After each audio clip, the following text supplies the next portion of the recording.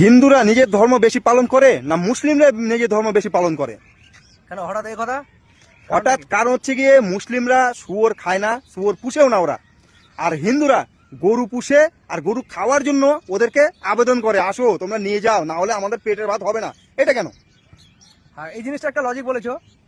মুসলমান সম্প্রদায়ের মানুষরা কিন্তু ওদের ভিতরে শুয়োর কিন্তু হারাম, তো সেই জন্য কিন্তু ওরা শুয়োর পুষেও না, আর শুয়োর বিক্রিও করে না, শুয়োর খায়ও না। আর আমাদের হিন্দুর ভিতরে গোমাতা কিন্তু দেবতা, দেবতা কিন্তু খাওয়া আমাদের হারাম। কিন্তু দেখো, আমরা গোমাতাকে দেবতা হিসেবে পুষি ঠিকই, কিন্তু সে গোমাতাটাকে কিন্তু আবার বিক্রি করি কসাইখানায় মুসলমানকে খাওয়ানোর জন্য। তাহলে সেই হিসাবে কিন্তু মুসলমানরাই নিজের ধর্মটা ভালোভাবে পালন করতে জানে, আর হিন্দুরা কিন্তু নিজের ধর্ম পালন করতে সঠিকভাবে জানে না।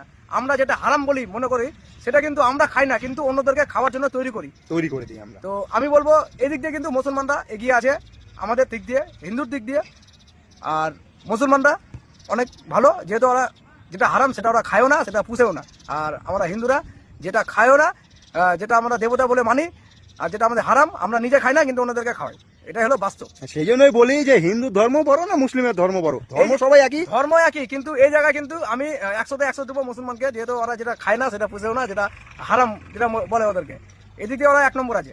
আর হিন্দুর দিক দিয়ে আমি এটাতে 100-তে মোটামুটি 50 দেবো। ভিডিওটা কি সঠিক হলো না ভুল হলো কমেন্টে বলবে। অবশ্যই কমেন্টে। জয় শ্রীরাম। জয় শ্রীরাম।